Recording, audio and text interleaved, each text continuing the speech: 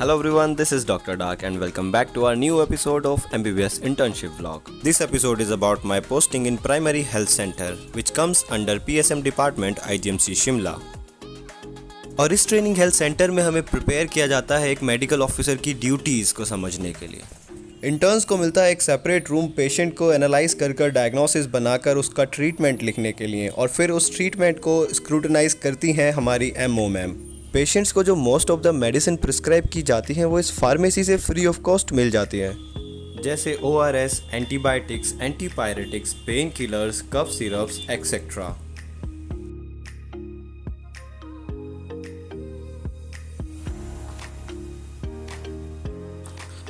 Pharmacy से medicine को देने के बाद उसको एक रिकॉर्ड बुक में रिकॉर्ड किया जाता है कि जिससे पता चल जाए कि किस पेशेंट को, कितनी एज के पेशेंट को कौन सी मेडिसिन दी गई है और उसकी कितनी डोज थी। तो वहाँ से स्लिप आती है और यहाँ पे आपसे जो स्लिप आती है स्लिप हम बनाएंगे। ओके। फिर अंदर से डॉक्टर डायग्नोज लिख के हमें भेजेंगे, फिर हम यहाँ एंटर करेंगे।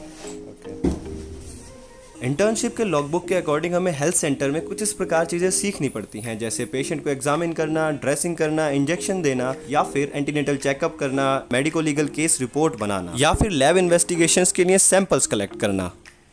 जिस लैब में पहले सैम्पलिंग हुआ करती थी, आज उसकी सारी मशीनें बंद पड़ी हैं, और ये मशीनें बंद होने का कारण सिर्फ एक ही है कि इस लैब को कोविड वैक्सीनेशन के पोर्टल के लिए डेडिकेट कर दिया गया है। इस लैब में बैठकर इंटर्न्स कोविन पोर्टल पर काम करते हैं, और जो लोग स्लॉट बुक करके आते हैं वैक्सीनेशन के लिए उनकी कंफर्मेशन करते हैं, और जो लोग स्लॉट बुकिंग नहीं कर पाते हैं ऑनलाइन, उनके स्लॉट्स खुद से बुक करते हैं और कंफर्म कर उनको वैक्सीनेशन के शॉट के लिए आगे देते हैं।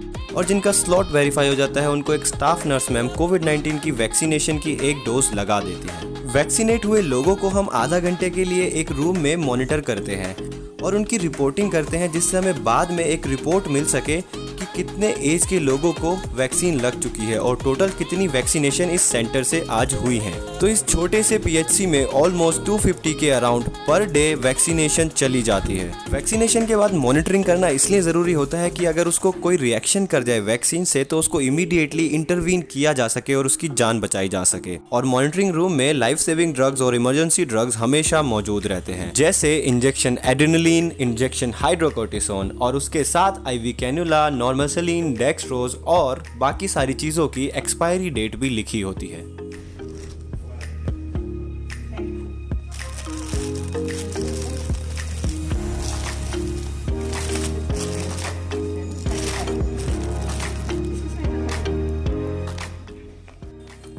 मॉनिटरिंग रूम में हम लोगों को काउंसल भी करते हैं, कोविड-19 वैक्सीनेशन से रिलेटेड सारी बातें उनको बताते हैं।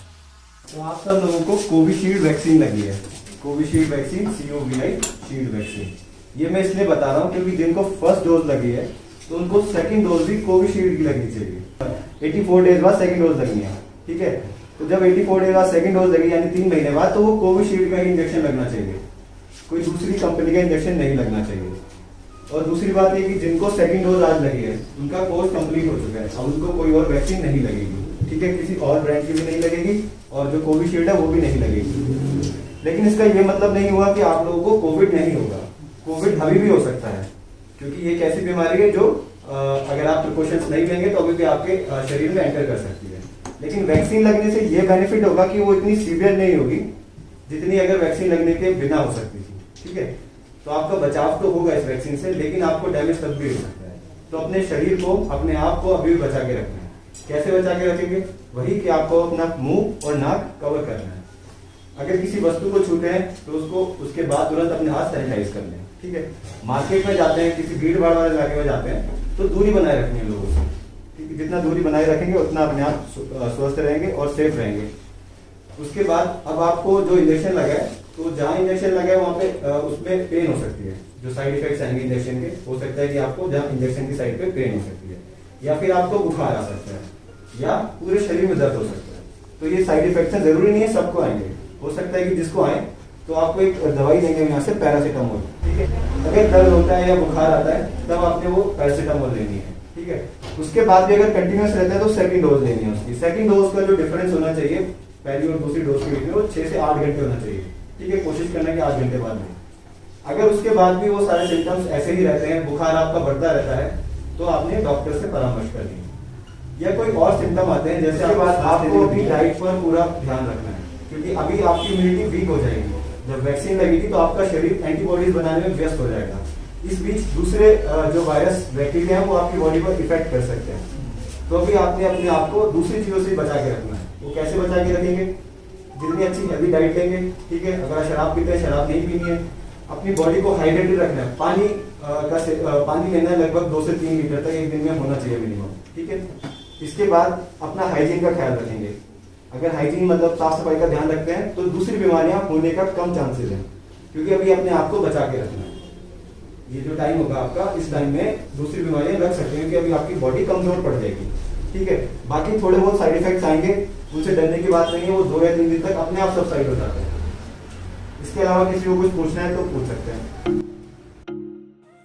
और इसके बाद पीएचसी से अपना काम खत्म कर हम 4 बजे वहां से चले जाते हैं। पीएचसी हॉस्टल से दूर होने के कारण हमें टैक्सी लेनी पड़ जाती है और अगली सुबह फिर से आकर फिर से उसी काम पर लग जाना पड़ता है। फोन लाए हो अपने साथ? रजिस्टर किया आपने? नहीं किया। पहली डोज लगी है? हेलो, आधार कार्ड लाए हो? जब आपने रजिस्टर किया होता है ना, उसमें बताता है कि रजिस्ट्रेशन सक्सेसफुल। उसमें रेफरेंस आईडी होती है, लंबी सी होती है, उसके लास्ट के 4 डिजिट होते हैं। 1404 रजिस्टर्ड हो?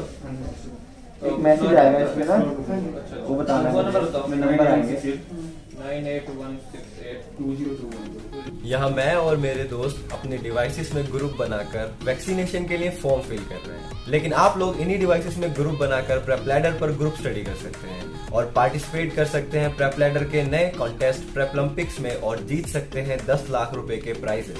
प्रेप लैडर ने शुरू किया है नया कॉन्टेस्ट प्रेपलम्पिक्स, जो 9 सितंबर को एंड हो जाएगा। आप लोग इस कॉन्टेस्ट में पार्टिसिपेट कर सकते हैं ग्रुप बनाकर, जिसमें 4 लोगों का ग्रुप बना सकते हैं आप, 3 लोगों का ग्रुप बना सकते हैं, 2 लोगों का ग्रुप बना सकते हैं, या फिर आप 1 मैन आर्मी इंडिविजुअली भी इसमें पार्टिसिपेट कर सकते हैं। इसमें आपको टास्क कंप्लीट करने होंगे, जैसे ऐड फ्रेंड, स्ट्रीक पीक। तो आप ये जो भी टास्क कंप्लीट करोगे उसके अकॉर्डिंग आपको प्राइजेस मिलेंगे। जैसे आपको मिलेगा iPad, tab, Littmann stethoscope, Bluetooth headphones या अमेजोन इको, या फिर एक्स्ट्रा वैलिडिटी। फॉर एग्जांपल, आपको ट्रॉफी टार्जन में ट्रॉफीज मिलेंगी, तो जिसके पास सबसे ज्यादा ट्रॉफीज होंगी वो टास्क जीत जाएगा। और ट्रॉफीज कलेक्ट कैसे करेंगे? आपको ट्रॉफीज कलेक्ट करने के लिए किसी पर्टिकुलर सब्जेक्ट के 90% से ज्यादा क्वेश्चन बैंक करने पड़ेंगे। तो अगर आप 90% से ज्यादा क्यूब बैंक किसी सब्जेक्ट का सॉल्व कर देते हो, आपको 1 ट्रॉफी मिल जाएगी। तो जिसके पास ऐसे ही जितने ज्यादा सब्जेक्ट आप सॉल्व करोगे उतनी ज्यादा आपके पास ट्रॉफीज कलेक्ट हो जाएंगी। तो जिसके पास जितनी ज्यादा ट्रॉफीज होंगी वो उस टास्क को जीत जाएगा। तो अगर आप ट्रॉफी टार्जन जीतते हो तो आपको जो प्राइजेस मिलेंगे वो आपके ग्रुप के अकॉर्डिंग मिलेंगे। जैसा कि अगर आपने 4 लोगों के ग्रुप में पार्टिसिपेट किया होगा और आप ट्रॉफी टार्जन जीत जाते हैं, तो आपके हर ग्रुप के एक स्टूडेंट को एक आईपैड मिलेगा, यानी टोटल 4 आईपैड आपके ग्रुप को मिलेंगे। अगर आप 3 लोगों के ग्रुप में जीतते हैं तो हर एक स्टूडेंट को एक टैब और एक ब्लूटूथ हेडफोन मिलेगा। और अगर आप 2 लोगों के ग्रुप में अगर ट्रॉफी टार्जन जीतते हैं तो दोनों को लिटमन स्टेथोस्कोप मिलेगा। और अगर आप 1 मैन आर्मी में खेलते हैं तो आपको अमेजोन इको मिलेगा। इस कॉन्टेस्ट में बहुत सारे एक्साइटिंग प्राइजेस तो हैं, लेकिन इस कॉन्टेस्ट में पार्टिसिपेट करने के लिए आपको प्रेप लैडर का प्रीमियम सब्सक्राइबर होना पड़ेगा, क्योंकि जो भी एक क्वेश्चन बैंक्स हैं, प्रेप टेस्ट हैं, ये सब आप तभी कर सकते हैं जब आप प्रीमियम सब्सक्राइबर हैं। और बाकी के रूल्स एंड रेगुलेशन अगर आपको जानने हैं तो हमने डिस्क्रिप्शन बॉक्स में लिंक दे दिया है, वहां से जाकर आप सारी चीजें पढ़ सकते हैं, समझ सकते हैं कि आपको कैसे पार्टिसिपेट करना है और आप कैसे इन प्राइजेस को जीत सकते हैं। So best of luck. तो गाइज ये तो था पीएचसी पार्ट 1 का एंड, लेकिन नेक्स्ट पार्ट इससे भी ज़्यादा इंटरेस्टिंग होगा क्योंकि उसमें हम क्लिनिकल चीज़ें सीखेंगे। तो see you in the next part.